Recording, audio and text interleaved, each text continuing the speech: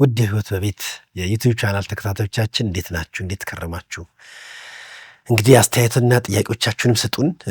ያነሳነው ሀሳብ ባለፉት ሁለት ቪዲዮዎች በተለይ ለቤት ከሚሰጥ ትኩረት አኳያ ለሴቶች ኃላፊነት በመስጠት ለቤት ትኩረት ሴቶች ለምንድን ነው የማይሰጡት በሚለው የማያውቁ እንደገና ደግሞ ከቤት ውጭ ያለውን የለመዱ እንዲሁም ደግሞ በሶስተኛ ደረጃ ደግሞ ኃላፊነታቸው ገብቷቸው በሙሉ ትኩረት የሚሰሩ ነገር ግን ጫና ያለባቸው ሰዎች ደግሞ አሉ።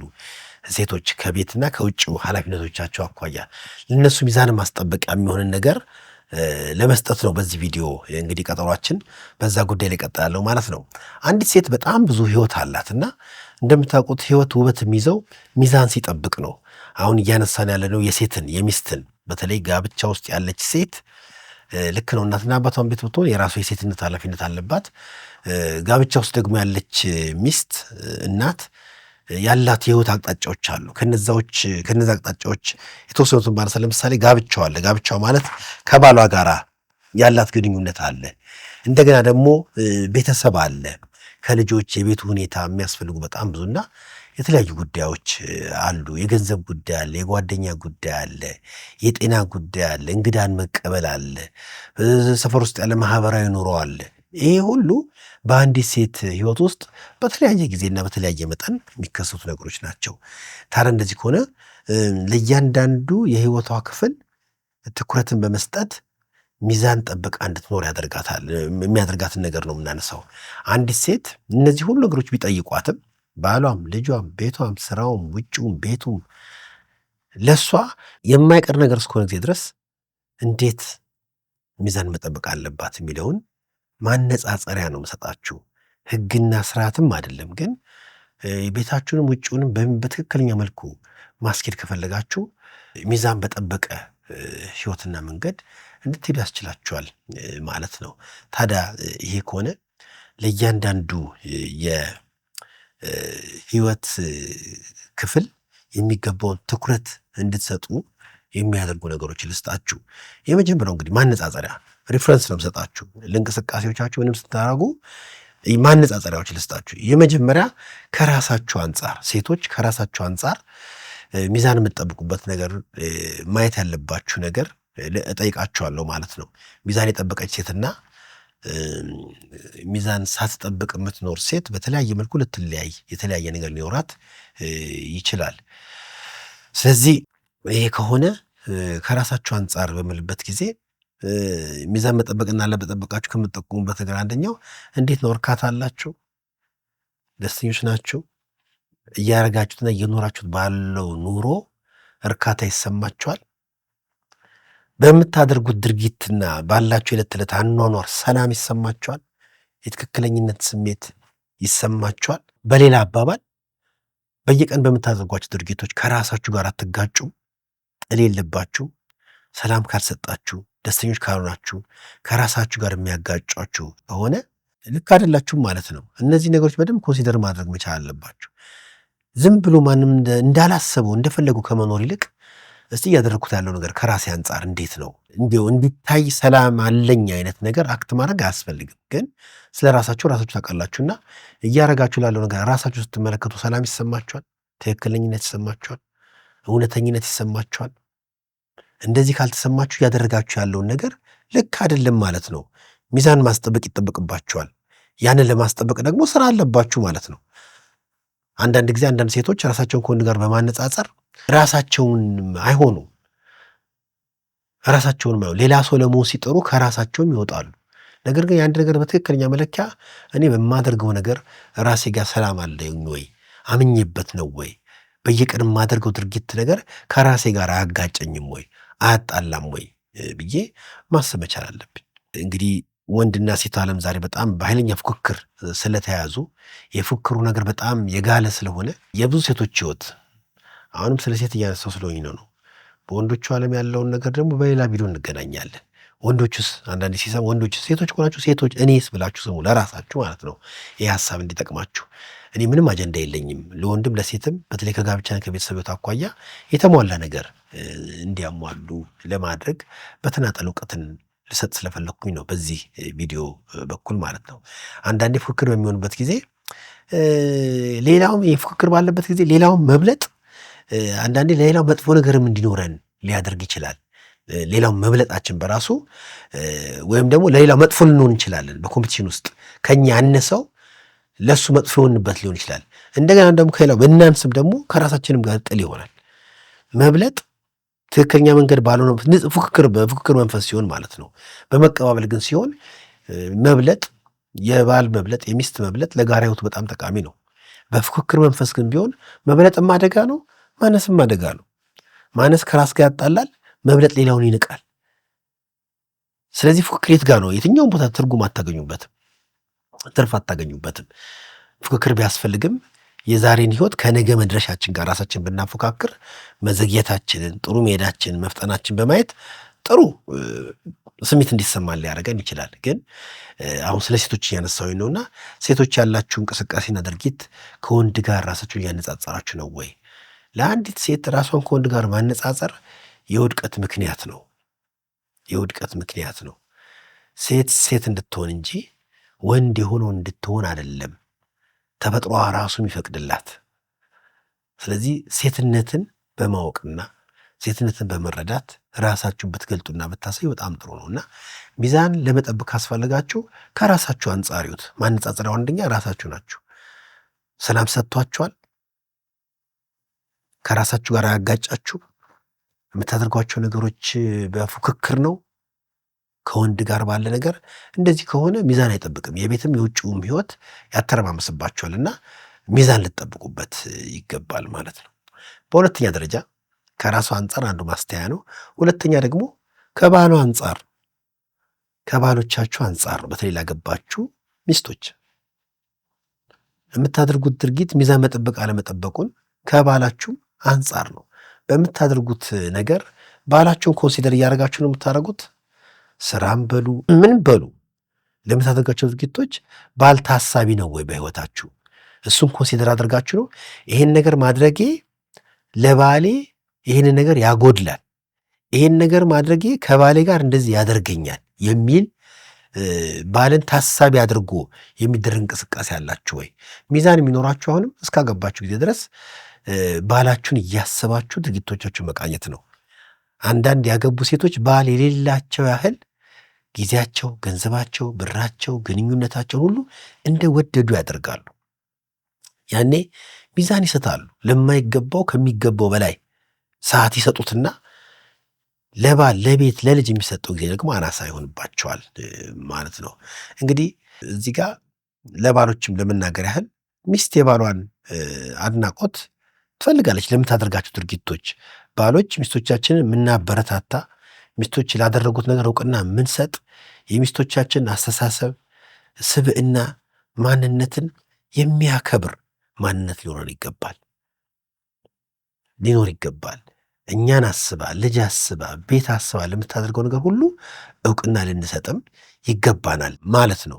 በቤት ውስጥ ለምታደርገው ለልፋቷ፣ ለድካሟ አንዳንዱ ዝም ብሎ ነው ግዴታዋ ነው እንደዛ አይደለም። ቤትን፣ ልጅን፣ ሚስትን፣ ባልን አስባ ለምታደርገው ድርጊት ሁሉ ከባሏ ለልጅ እንኳን ለቤት ቢደረግ እውቅና ሊሰጥ ምስጋና ሊያቀርብላትም ይገባል። እናንተም ሚስቶች በጣም ሌዚ የሆነ ስሊፐር መሆን የለባችሁም ማለት ነው። የሴት ክፍል መኝታ ቤት ብቻ አይደለም፣ ኪችንም መታየት አለባት፣ ግቢ ላይ መታየት፣ ሳሎን መታየት አለባት፣ በልጆቿ ክፍልም መታየት መቻል አለባት። ይህን ነገር ልታደርግ ይገባልና ይህንን ነገር ሚስቶች ማድረግ ብቻ ሳይሆን ባሎችም እውቅና በመስጠት ልናበረታታ ይገባል ማለት ነው። ያን ጊዜ በሚያደርጉት ነገር ተነሳሽነትን እንሰጣለን፣ ማበረታታን እንሰጣለን። ፍሬያማነትን፣ ደስተኝነትን ኮንሲደር መደረግን ስለምናደርግ ለሚስቶቻችንም ብርታትና አቅምን እንዲሰጣቸው ያደርጋል ማለት ነው። እንግዲህ ከራሷ አንጻር አልኩኝ። ቀጥሎ ደግሞ በሁለተኛ ደረጃ ከባሏ አንጻር፣ ከራሷ አንጻር፣ ከባሏ አንጻር፣ በሶስተኛ ደረጃ ደግሞ ከልጆቿ አንጻር ነው። ሚስቶች ወይም ደግሞ በልጆቻቸው አጠራር እናቶች ማለት እችላለሁ እና በምታደርጉት ድርጊት ልጆቻቸው ያከብሯቸዋል፣ በእናንተ ይደሰታሉ፣ ያገኟቸዋል። እናንተን ሲያስቡ በብዙ መልኩ በሕይወታቸው ውስጥ ያረጋችሁትን፣ የሰራችሁትን፣ ያስተማራችኋቸውና ያደረጋችሁላቸው ነገር እውቅና ይሰጡላቸዋል ማንኛውም አባት ማንኛውም እናት በሱ ህይወት ውስጥ ልጁ ምን እያገኘ እንደሆነ ከልጁ ጋር መጠየቅ ይችላሉ። የጎደለባቸውና ያገኙትን ነገር። ልጅን ኮንሲደር ካላደረጋችሁ ችግር አለበት። እናንተ ወልዳችሁ ታዲያ ማን ያሳድገው?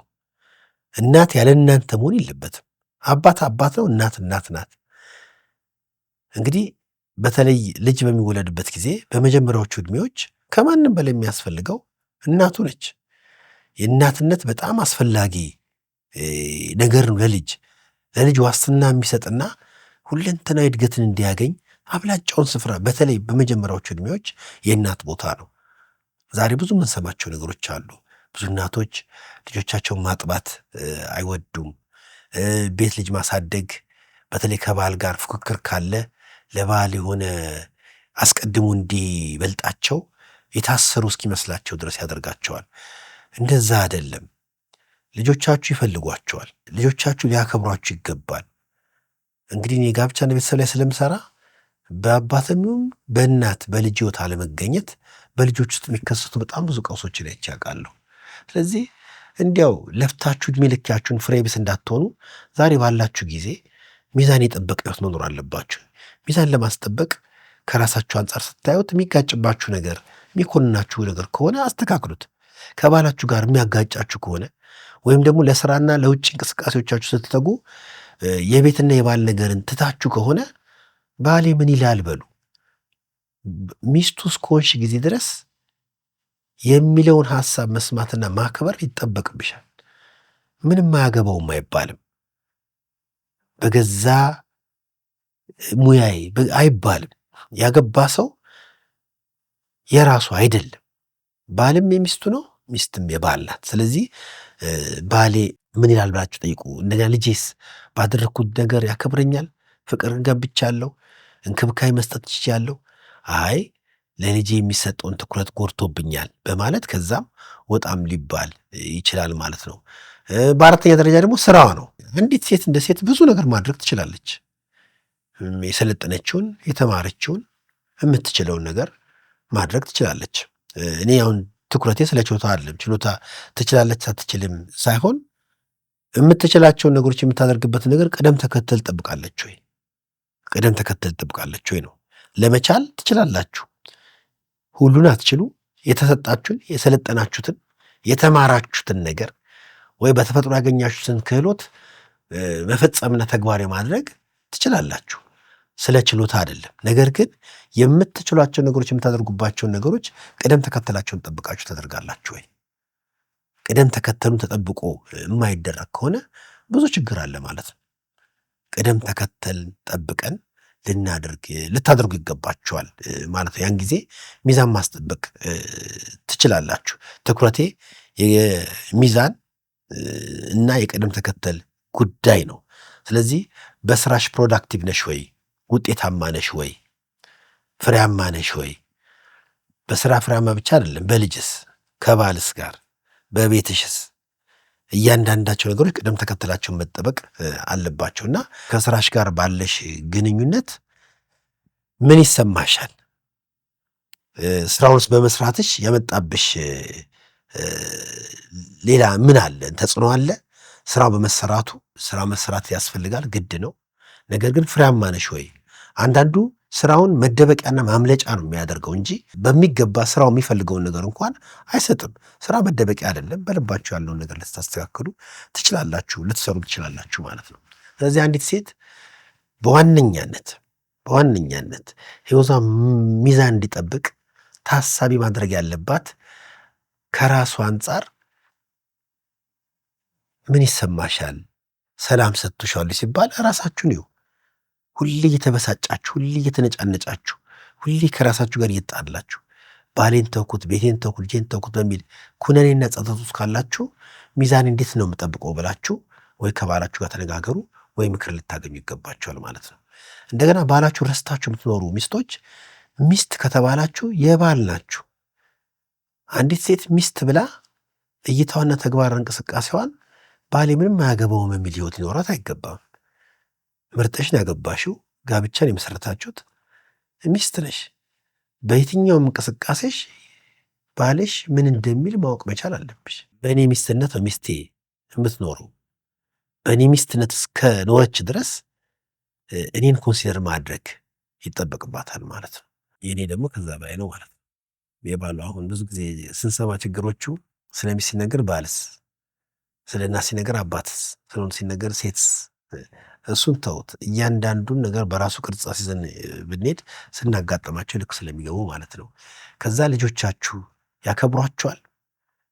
በልጅ መናቅ በጣም መጥፎ ነገር ነው። ልጆች የእናታቸውን ፍቅር፣ እንክብካቤ፣ በቃ መታቀፍ፣ መሳም፣ መንከባከብ ካላገኙ በአስተዳደጋቸው ምናልባት በማህበረሰብ መካከል አስቸጋሪ ባህሪን ይዘው ሊያድጉባችሁ ይችላሉ። ስለዚህ ልጃችሁን ኮንሲደር ልታደርጉ ይገባችኋል።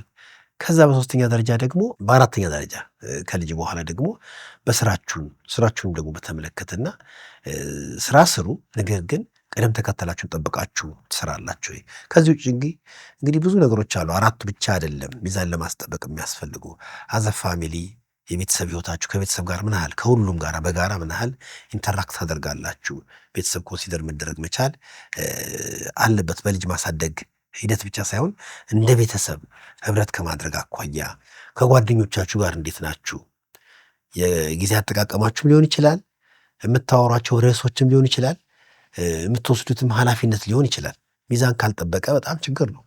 አንዳንዴ ህይወት ከጓደኛ ጋር ይመስላል የብዙ ሰዎች አኗኗር። ግን ጓደኛ ሊኖረን ይገባል። ከጓደኛዬ ጋር ያለኝ ግንኙነት በጣም ጤናማና አስደሳች ነው። ነገር ግን የሚስቴን፣ የቤቴን፣ የልጄን ህይወት ግን ሊነካ አይገባም። ሚዛን የጠበቀ ህይወት ካለኝ ለጓደኛ የሚሰጠው ትኩረት ለጓደኛ የሚሰጠውን ትኩረት ነው ማለት ነው። በዛ ልክ ነው የማገኘው። ስለዚህ ከጓደኛ ጋር ያላችሁ ነገሮች ሁሉ ልትመለከቱ ትችላላችሁ። እንግዲህ የጓደኝነት ሀሳብ ብዙ ቤትን እያፈረሰም ስለሆነ ያገባችሁ ከሆናችሁ በተለይ ሚስቶች ለባልም ነው ጓደኞቻችሁ ያገቡ ሰዎች ቢሆኑ ጥሩ ነው። የህይወት ተመሳሳይነታችሁ የኃላፊነት ተመሳሳይነትን፣ የእይታን፣ የፕሮግራምን፣ የቫሊዩን ተመሳሳይነት ስለሚሰጣችሁ በጓደኛ ምክንያት ቤት አታፍርሱ። በስራ ጫና ምናልባት ረፍት የሚገኘው ከጓደኛ ጋር በመዝናናት ላይሆን ይችላል። በስራ ጫና ከዛላችሁ ሚዛን በማስጠበቅ ከባልና ከልጅ ጋር በሚሆንም ነገር ደግሞ ደስታችሁ ልታገኙ ትችላላችሁ። ባልን፣ ልጅን፣ ቤትን ጥላችሁ ከጓደኛ ጋር ስታደርጉ ብዙ ችግሮች ይፈጠሩባቸዋል ማለት ነው።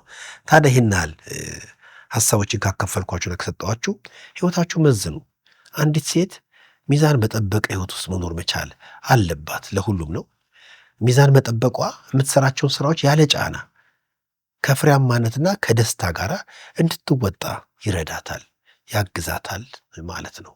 ታዲያ ይህን በማድረግ ይህን በመስራት ያረፈ የሰከነ ህይወት መኖር ትችላላችሁ። የቤት ኃላፊነትም አለባችሁ። የውጭውም ደግሞ ስራ ይጠብቃችኋል። ግን ቤትና ውጪ ሚዛን ለማስጠበቅ ከራሳችሁ አንጻር፣ ከባል አንጻር፣ ከልጅ አንጻር፣ ከስራ አንጻር እና ሌሎችም ጓደኛ፣ ገንዘብ፣ የቤተሰብ ህይወት እንደዚህ የሚባሉ ነገሮችንም ኮንሲደር አድርጋችሁ የትኛውን ማረም እንዳለባችሁ አውቃችሁ ብታርሙ ለእናንተም ረፍት ታገኛላችሁ። ለቤታችሁም ደግሞ በብዙ መልኩ መልካምን ተጽዕኖ የምታመጡ ትሆናላችሁ። ልጆቻችሁም ከቤት ሲወጡ፣ ባላችሁም ከቤት ሲወጣ በወጣበት ቦታ ፍሬያማ መሆን ይችላል ማለት ነው። ስላዳመጣችሁ እጅግ አድርጌ አመሰግናለሁ። ጥያቄና ሀሳብ ካላችሁ አሁንም በኮሜንት መስጫው ላይ ብትሰጡኝ ጥያቄዎቻችሁ ልመልስ ዝግጁ ነኝ። ስላዳመጣችሁኝ በድጋሚ እጅግ አድርጌ አመሰግናለሁ።